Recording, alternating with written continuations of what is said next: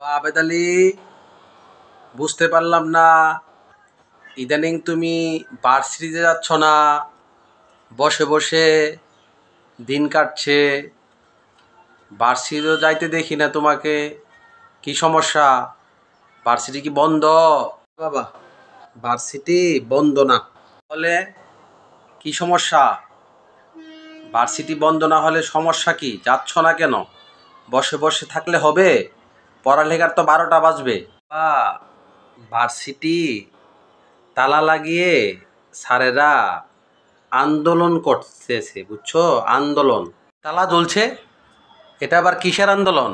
সার্বজনীন পেনশন প্রত্যয় স্কিম বাতিলের দাবিতে। এটা আবার কি?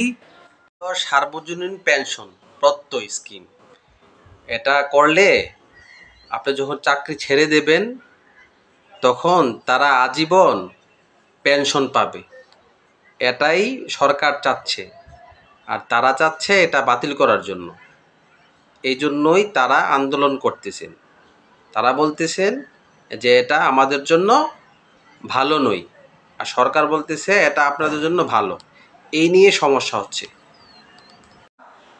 তোমরা সবাই মিলে সরকারের কাছে আবেদন জানাও, আর না হলে তোমরা স্যারদের কাছে বুঝাও যে আমাদের পড়ালেখা সমস্যা হচ্ছে। তোমরা সবাই মিলে তা বুঝাতে পারো। সবাই তো বাবা কোটা নিয়ে আন্দোলনে ব্যস্ত। কোটা আন্দোলন, এটা আবার কি? 2018 সালে সরকার একটা পরিপত্রের মাধ্যমে কোটা 56% কোটা একবারে বাতিল করে দিয়েছিল। এটা আবার মহামান্য হাইকোর্ট এটা আবার বহাল রেখেছে, অর্থাৎ 56% কোটা আবার চলবে।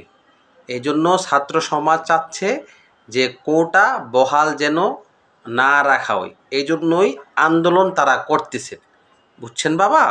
সবাই যদি আন্দোলনে থাকে তাহলে পড়ালেখার তো 12টা বাজবেই। শিক্ষক যদি সার্বজনীন পেনশনের জন্য তাদের দাবি দেওয়া থাকে, তারা যদি পড়ালেখা না করে আন্দোলন চালায়, আর ছাত্ররা যদি কোটার জন্য আন্দোলন করে, তাহলে তো পড়ালেখার 12টা বাজবেই। ঠিক বলছেন বাবা। সবাই যদি আন্দোলনে থাকে তাহলে পড়ালেখার তো 12টা বাজবেই।